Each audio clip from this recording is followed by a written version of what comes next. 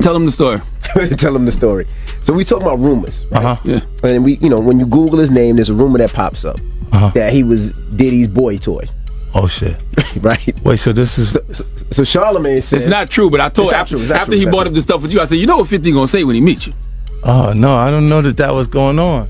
Speaking of, in particular, Netflix docuseries that you've been working on, Diddy Do It. Right. You've been saying for years that you feel you knew Diddy's character. Right. Yet you said you weren't a part of that lifestyle, you weren't going to the parties. So what makes you so absolutely sure that these kinds of allegations that we've seen against him are true? Well, I'm surprised by the allegations, as surprised as everyone else is. Like, I didn't make the allegations. I didn't tell people to say these things. It comes out, I see it in the news like everyone else. But I did feel uncomfortable with the way you would present the idea of going to these projects. To come party with me. Yeah. No. Like he called, we should kick it on telephone and after the meeting. Right. And be like, matter of fact, they sent me the girl pictures, like pictures of this girl, like, not the shit that y'all saw.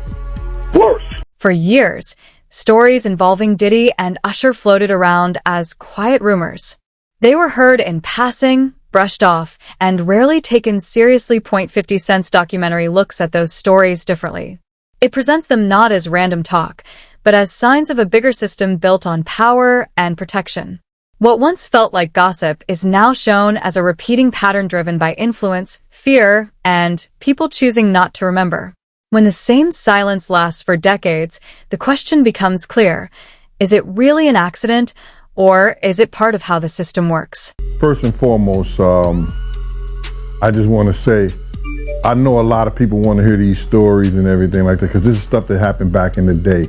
And then maybe that if they knew there was going to ever be a YouTube, or they knew there was going to ever be social media, a lot of the stuff probably wouldn't have got played out like it did.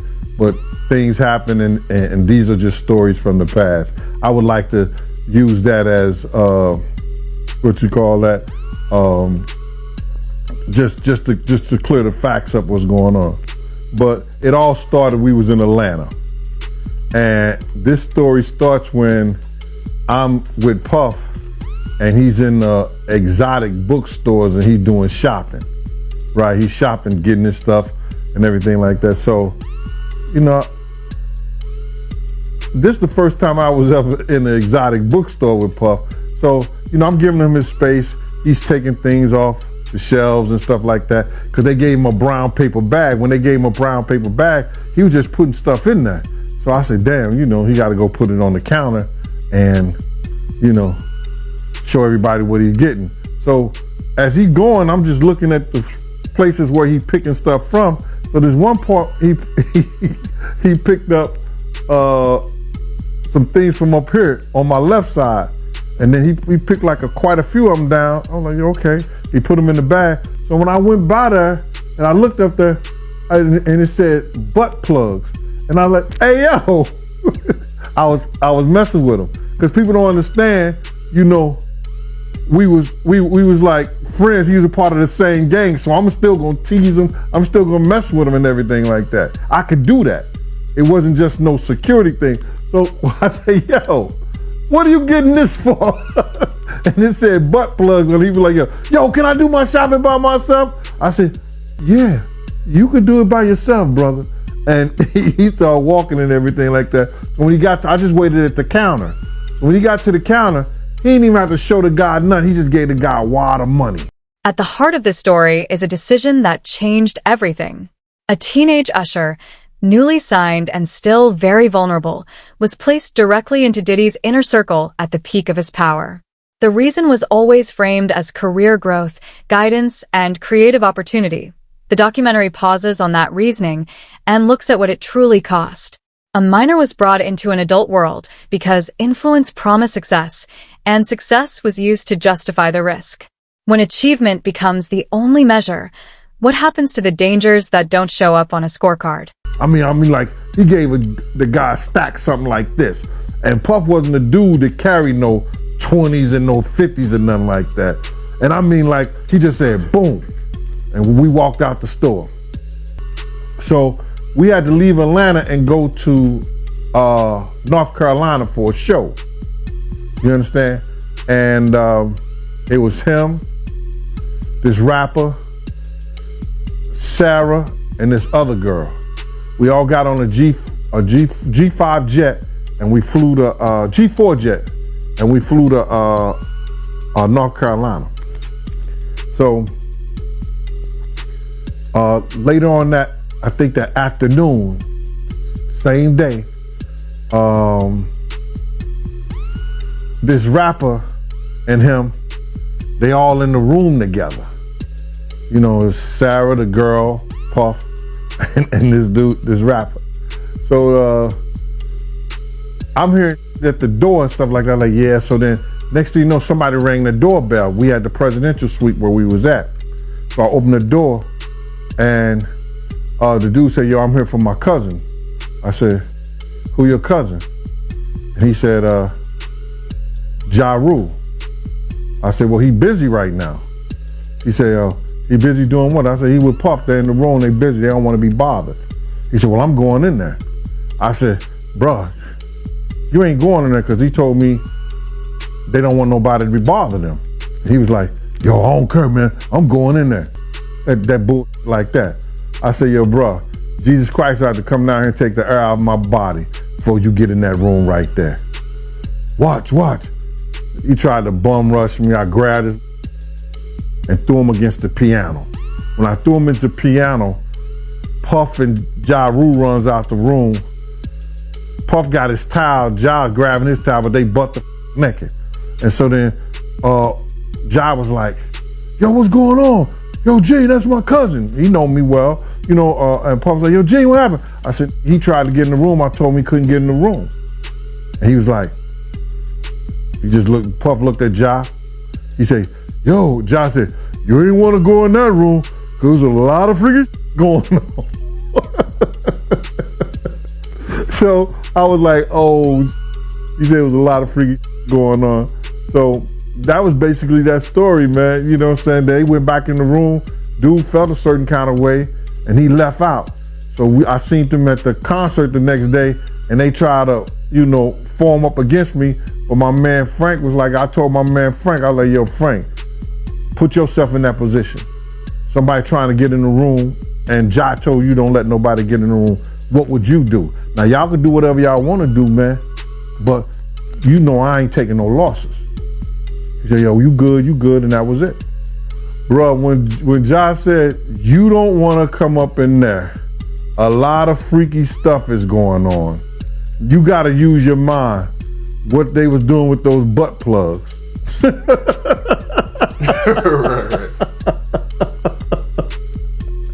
Yeah, that was crazy. Yeah, it was real wild. When Usher talks about that time in his life, he chooses his words carefully. His statements are controlled, limited, and often left incomplete. He mentions unusual experiences and a lifestyle he didn't fully grasp, then stops before going further. The documentary views this caution as significant, not as an accusation, but as a sign of unresolved impact. In this case, silence isn't empty. It carries weight. When someone repeatedly avoids certain details, it raises a deeper question. What part of their past are they still holding on to? To New York City. And I lived with Sean Puffy Combs for a year. That's the crazy thing. Now, that was L.A. Reid's idea, right? We're sending you over to something called Puffy Flavor Camp. There you go. To learn Flavor Camp? Yeah, Flavor that's Camp. what it was called. And you're going to go to Puff Daddy's. He's going in the 90s. Do you understand what that's like? Puffy's place was like just filled with chicks and orgying like nonstop, right? No, not really. I mean, but hey, it was curious. I got a chance to see some things. Yeah, but you were 13. What were you seeing? I went there to see the lifestyle. Right. And I saw it. And it was but I don't know if I could indulge and understand what I was even looking at. It was pretty wild. So nobody tried to, some woman didn't come along. I didn't say that. Okay. I didn't say that. What I did say is that there were very curious things taking place. And I didn't necessarily understand it. Biggie Smalls was there. Biggie Smalls was there. Lil' Kim, Craig Mack. All these people are hanging around. Yeah, man. Faith Evans. And your parents Jodeci, were Mary okay? J. Blige. They didn't know nothing about this shit. Oh. I was having a good time. You know what I mean?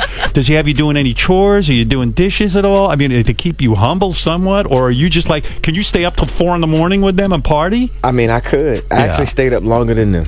And do you have money? What's going on? I mean, I had like per diem. Yeah. I had like, you know, What like a living. life. Yeah, it's pretty crazy. 14 years old. You're a dad now. Would you ever send your kid to Puffy camp?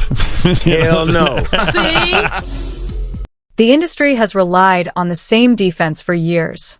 Being close to power, they argue, is how stars are created. Those in control described these situations as necessary steps, choices made in the name of success and greatness. The documentary challenges that thinking. It asks whether guidance without protection turns into risk, and whether ambition without responsibility becomes neglect when adults make permanent decisions for young people. In the end, it raises a hard question: who truly carries the consequences of those choices? Puffy invited me for weeks, asking me to come and teach him wanted me to be his acting coach for a while. He's sitting around just looking. I'm like, okay, what's the material you want to work on? He's just looking at me. Then next thing you know, okay, I want to hear your music. So I come over there and I play the music. And he's sitting there just looking at me, like waiting. Okay. So then my assistant was like, he wants to hang out with you next week. And I was like, for what? He's like, I think he's trying to f*** you. Come on now, dawg. That's what my assistant said. And I was like, oh. Come on, man. Now I get it. So now no more communication. Now you know to be hands off with somebody. A number of producers come in and make the approach, and you threaten to punch them in the mouth, or threaten to knock their head off for talking to you like, or looking at you like you're a woman. You know, when you approach a real man about his masculinity, you're going to get a real reaction back. It's a difference when a guy walks in a room and when a man walks into a room. And a man don't take the same things that a guy will accept. So always be the man in the room. Man, Nick was bleeding from the butt. And that's what was said. Oh, I didn't even have a name for the kid at the time. Then you heard it, and that's what happened. And that's just, you know, that's something that you heard. You don't know if it's true, you just heard it. So, and just to hear this, and this new thing where they saying that they got kids coming forward and said that he did that, man, that shit is crazy. And like I just said, you know, that's just something that I heard. It's something that I didn't know. It's something that I ain't see. You know, a lot of people want to, you know, because Gene Deal has spoken on certain things that I've heard, I have spoken on it. But then they were just trying to say, I know. No, I'm not scared to say what I heard. And if there's any truth to it, then it's truth to it. Let them find it. Things that I've saw or things that I've witnessed and been a part of, I've said it. I'm not afraid to say what I saw or what I didn't see. A lot of people want to make up shit. I don't make up things. When I say Puff go in the room with two girls, you understand, and another guy and a rapper, and then all of a sudden they cousin try to go in the room, I throw them up against the piano, they run out the room with grabbing towels and they naked. They still had two girls in the room. But people want to make up a lot of bullshit and say what they want to say and flip it the way they want to flip it. I tell it like it is. But you got these guys, you got these people out here, man, you know what I'm saying? You know, all this shit is for entertainment, man. Some people want the truth, some people speak the truth. Some people don't even know the fucking truth, it'll smack them dead in the fucking face, bro. But I tell you one thing, it's from my mouth to God's ear. And all these clowns can say whatever they want to say. Like I'm just saying, he lived a rock and roll lifestyle when I was with him, bro.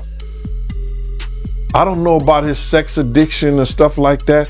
You know, he was a totally different person, bro.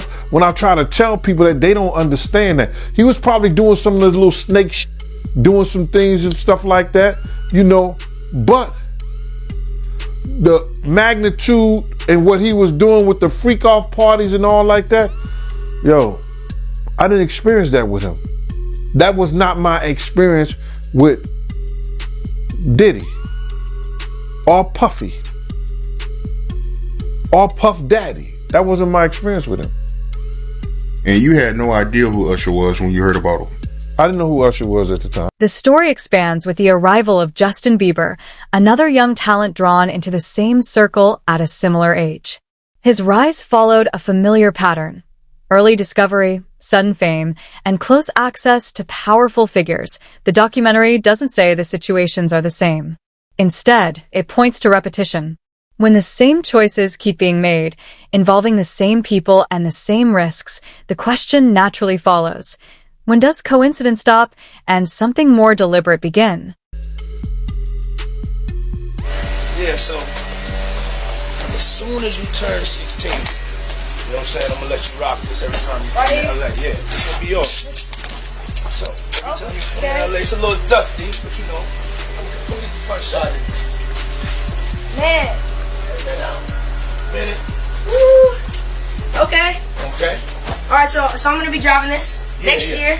Yeah, when you get 16, you come down there, you gotta, you know, wear your seat. I mean, I'm 15. You could ride in the passenger seat. I got my permit. Not yet. No.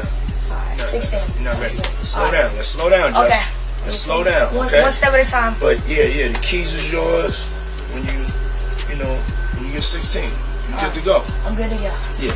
All right. And then when you get 18, you get the house. You get the mansion. Okay. I get the mansion. Yeah. So where are we off to now? Where would you like to go? I mean, wherever you want to go. Where are we going? So check this out, yo. Justin, you ever seen the movie 48 Hours? Right now, he's having 48 hours with Diddy, him and his boy. They're having the times of their lives, like, you know, where we hanging out and what we doing.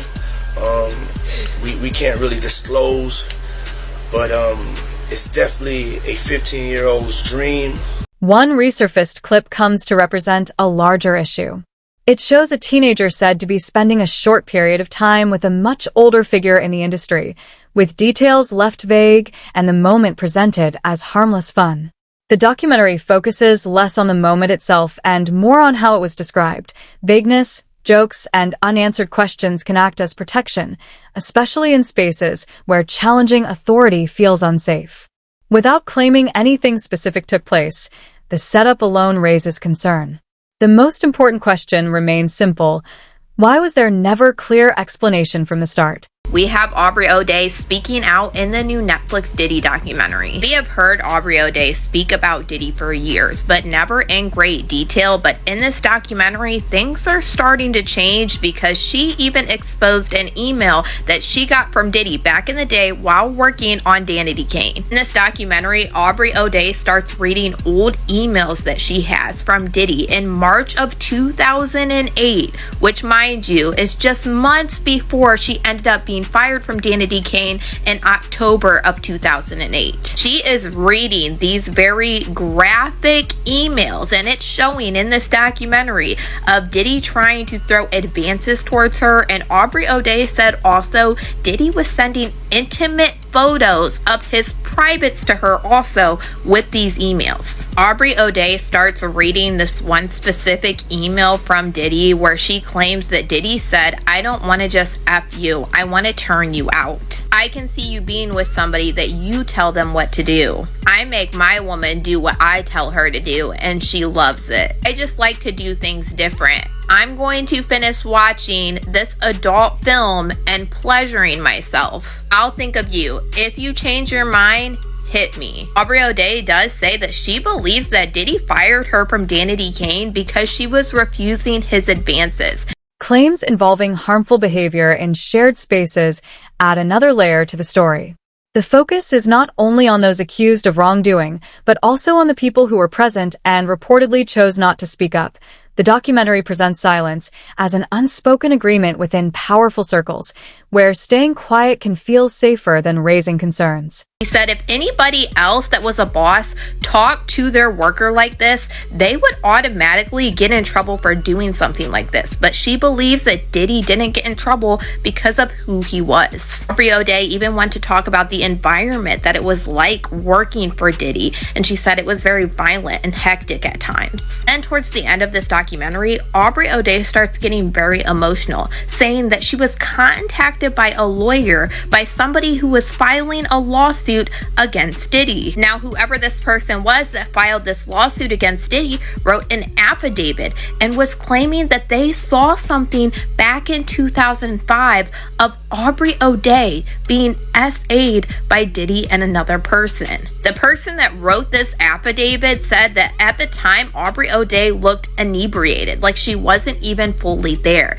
but claiming that she was 100% certain that it was Aubrey O'Day that she saw. Aubrey O'Day even said she got in contact with this person that was claiming to see these events happening, and that this person doubled down, saying she knows what she saw. Aubrey O'Day even said that this person that filed this lawsuit and wrote this information about her said, "You can even take it public. I will double down and stand right behind you." You can tell that Aubrey O'Day was obviously very shaken up by this. She said she has known about this accusation for over a year. She is claiming this is something that she has no recollection of, so she is really worried and wondering if something like this actually did happen to her, like this person is claiming. This is only one topic that I do want to talk about when it comes to the Diddy documentary. I feel like there's quite a few things that I want to talk about. But for now, y'all let me know what you guys think about all this in the comments. In these environments, speaking out can cost access,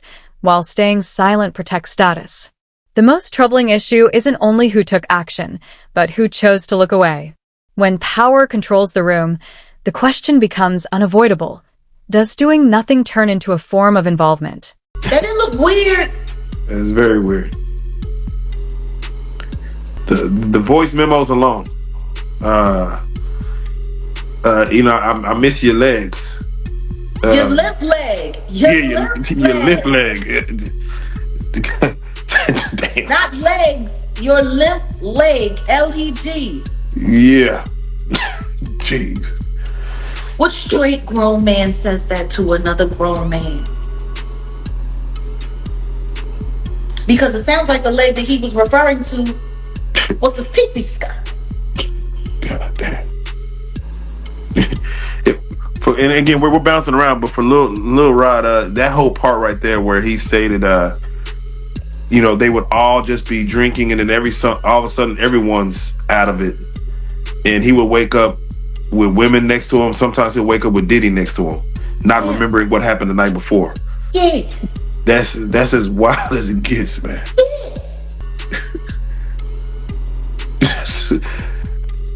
There's so much left unsaid. Just wake up with Diddy next to him. Wake up sore.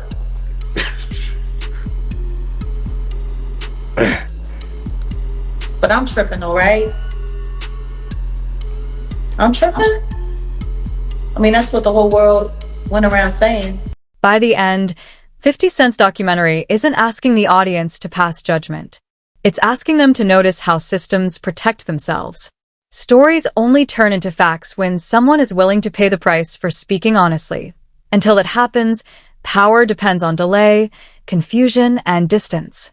And if these accounts stayed out of reach for so long, the real question isn't only what happened, but what environment allowed it to stay protected for years. Okay. When you see the Eric Sermon discussion about Misa, and it seems like Diddy's just out there to take everyone's girl. It seems like if you got her, I want her. For the situation where they say he was trying to shape Misa into his mother, can you see that? Like, yeah, with the blonde hair and yeah, and all of that. I mean, somebody asked a question: what kind of man puts his hands on his mother? The same kind of man that parties with his mom, the same kind of man who kisses his mom in the mouth, the same kind of man who seems to have accurate knowledge that his elderly mother can put both of her hands, her palms, on the floor while she's standing up, bent over. Oh damn! I ain't seen that one. Oh. You never seen the Instagram video where he was talking about how his mom is still young and spry and how she still liked the party and how they was getting a IV drip? Oh. Damn. And she was kissing him.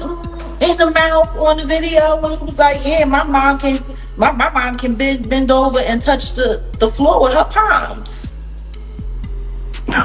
It's a very, very, very weird relationship. Multiple voices in the documentary describe an industry where speaking up can hurt your career. Success relies on connections, and connections rely on keeping quiet. This system doesn't need direct threats. It works through unspoken agreements. When honesty could cost everything, who can truly take that risk?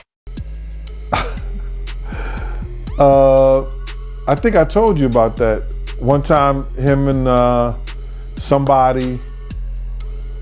Sarah and this young girl flew from Atlanta.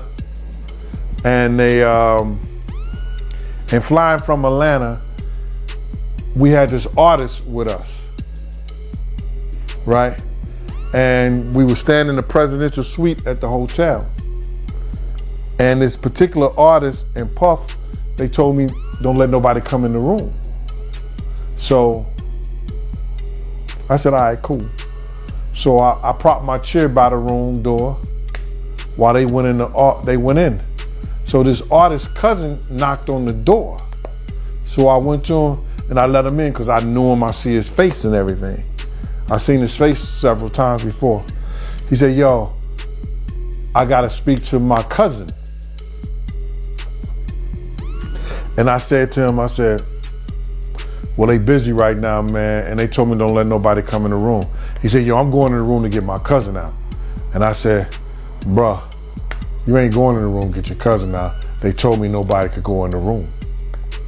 So he said, I don't care who you are, what you doing like that. I'm going to get my cousin. He went to go and try to open the room. I grabbed his ass, joked him up, and slammed him on the piano.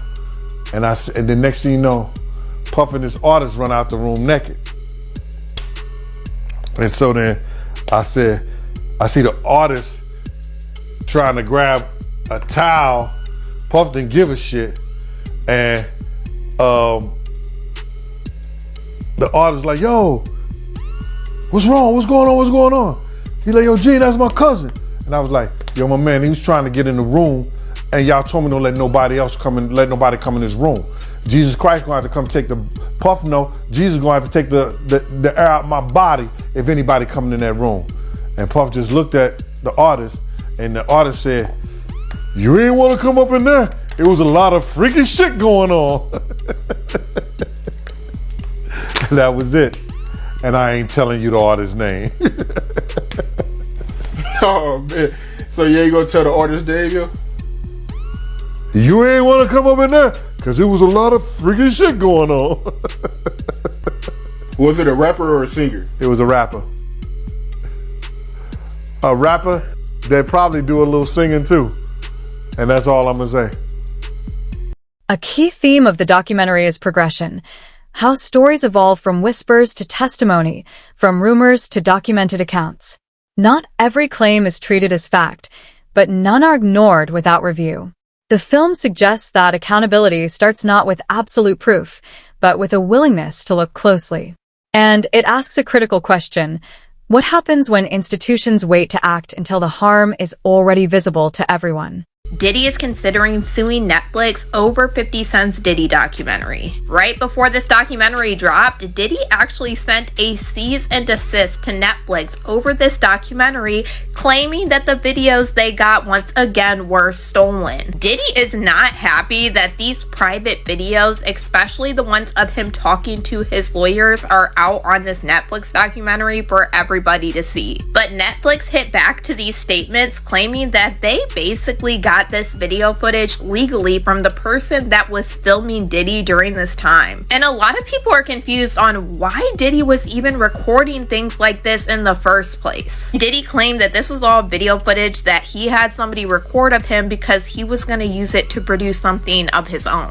Now watching all of these different video clips from this footage that Diddy was having recorded of himself, it's very clear that he was trying to use these videos, or he was going to to push a PR narrative to make himself look better. All of this video footage was before Diddy's arrest, but they had already raided his house. He was already getting hit with tons of lawsuits during this time, but it was right before he was actually indicted. When he was sued by Don Richard, in these video clips, he was having people look for old interviews where Don Richard was talking good about him. He kept saying in these clips that he needed to control the narrative because the biggest thing was media. And I think that this is one reason why Diddy probably didn't want these video clips out now, because this can actually be used against Diddy in Don Richard's lawsuit, which is still active right now. I'm not gonna lie, I was even more shocked that Diddy was having somebody record him calling Kalina Harper,